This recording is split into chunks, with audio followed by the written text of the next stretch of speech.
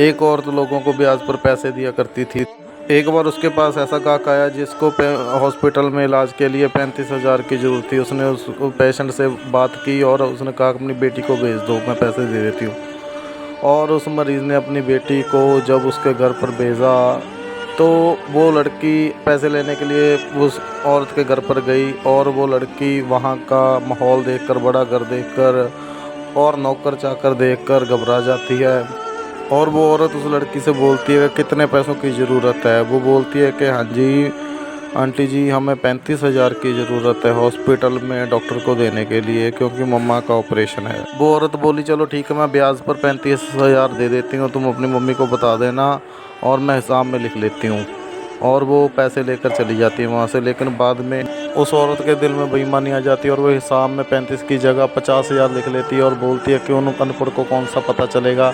लेकिन ये बात ही उसकी नौकरानी जो दीवार की दूसरी तरफ सफाई कर रही होती है वो सुन लेती है कि ये 35 का 50,000 लिखने लगी है। बड़ी लालची और बेईमान है मालकिन, जो गरीबों को भी नहीं बख्शती। उस बेचारी की मम्मी का हॉस्पिटल में ऑपरेशन के लिए, इलाज के लिए ज़रूरत थी पैसों की। नौकरानी बोलती है चलो करनी वरनी यहीं है, खुदा तो देखता ही है सभी को। एक दिन हुआ ऐसे कि उस लालची औरत की बेटी अपनी कुछ सहेलियों के साथ बाहर पार्क में खेलने गई होती है और वहाँ वो खेल रही होती है कि अचानक उसे चक्कर आता है और चक्कर आने से वो गिर जाती है। उस औरत की ये अकेली एकलौती बेटी होती है जो कि चक्कर आने से पार्क में गिर जाती है, जिसकी उम्र भी अभी कोई 10-12 साल की छोटी बच्ची की है, जो छोटी उम्र की बच्ची है। और उसकी वो सहेलियां जो उसके साथ पार्क में खेल रही होती हैं वो उसको हेल्प करके अपने साथ उठा करके ही अपने साथ उस लड़की के घर पर छोड़ने आते हैं। जब वो सहेलियां उसकी बेटी को घर पर छोड़ने आती हैं तो वो देखती हैं कि उसकी माँ कानों में हेडफोन लगाए हुए और गाने सुन रही होती है। उसके बाद वो अपनी बेटी को इस हालत में देखकर हैरान सी हो जाती है और अपनी बेटी से पूछती है कि क्या हुआ था। वो बेटी बताती है कि मैं पार्क में गिर पड़ी थी। उसके बाद वो अपनी बेटी का किसी हॉस्पिटल में इलाज करवाना शुरू करती है और जो डॉक्टर होती है वो उस औरत की फ्रेंड ही होती है और वो इस बेटी के बारे में उसको फ़ोन पर बताती है कि इसकी रिपोर्ट्स आ गई हैं। लेकिन रिपोर्ट्स में क्या वो मैं घर पे आकर बताती हूँ। लेकिन जब वो घर पे आती है उसकी डॉक्टर फ्रेंड उस औरत को घर पर आकर बताती है कि तुम्हारी बेटी को ब्रेन कैंसर है। ये बात सुनकर वो औरत शॉक्ड हो जाती है। उसके बाद उस औरत का घर बार गाड़ी सारा कुछ ही उसकी बेटी के इलाज में लग जाता है और वो औरत अपने दोस्तों के पास जाती है जहाँ उनको भी अपने घर पर बुलाती है बहाने से और बोलती है कि मेरी हेल्प करो।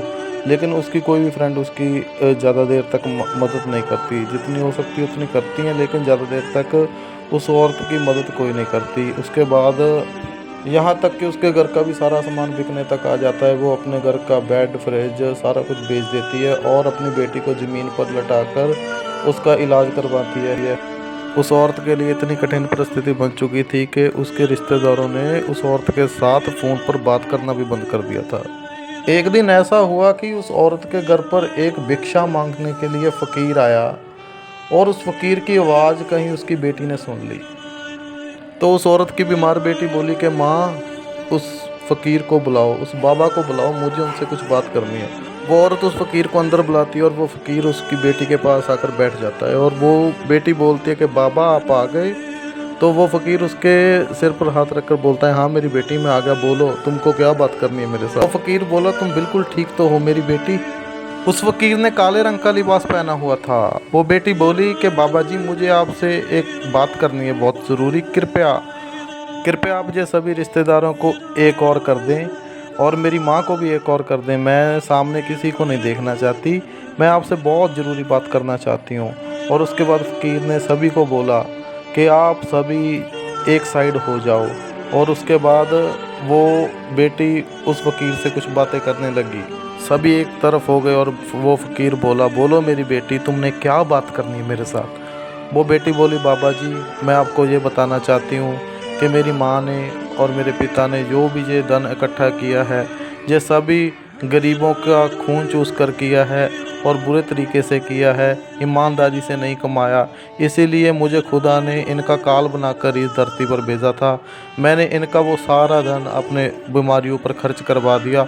अब मेरा जाने का वक्त आ गया है और मैं जाते वक्त ये कहना चाहती हूँ कि अल्लाह एक एक बात का, एक एक पल का हिसाब रखता है। बेईमानी ना करो किसी के साथ। आप मुझे खुदा के फ़कीर लगे और मैंने आपको ये सब बताना अच्छा समझा। इतनी बात बोलकर उस बेटी ने अपनी आवाज़ बंद कर ली और वो इस दुनिया से रुखसत हो गई। और फ़कीर ने अपने हाथों से उस बेटी की आंखें बंद कर दी। वो बेटी इस दुनिया को अलविदा कह गई, जो एक फरिश्ता बनकर आई थी और चली गई।